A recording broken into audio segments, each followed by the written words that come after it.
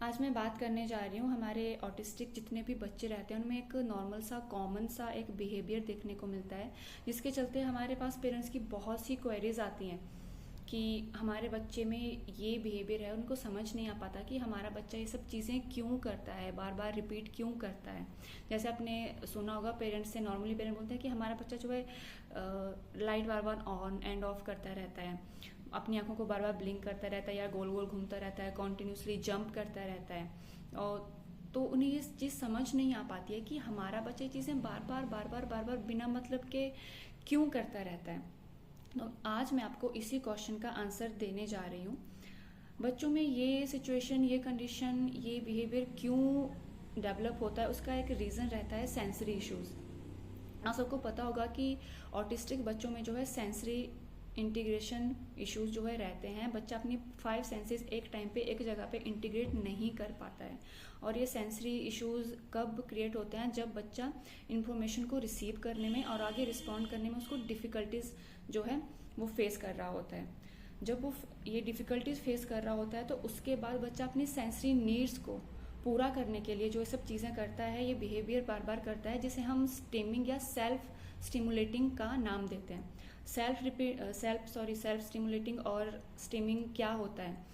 ये कुछ repetitive emotions और एक्शंस रहते हैं जो बच्चा अपनी सेंसेस को किसी स्पेसिफिक सिचुएशंस में या अपने इमोशन से डील करने के लिए बच्चा बार बार चीज़ों को रिपीट करता है।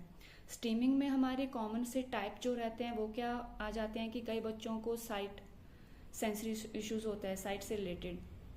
तो साइट से रिलेटेड, अपने विजन से रिलेटेड जितने भी सेंसरी इश्यूज बच्चों को रहते हैं उनसे बच्चा डील करने के लिए क्या करता है कि अपनी बार बार आइज ब्लिंक करता है या लाइट्स को ऑन ऑफ करके बार बार देखता रहेगा, या फैन चल रहा होता है, गोल गोल फैन घूम रहा होता है तो उस फैन को बार बार एक जगह खड़े होकर घूमता हुआ देखना उसको अच्छा लगता है।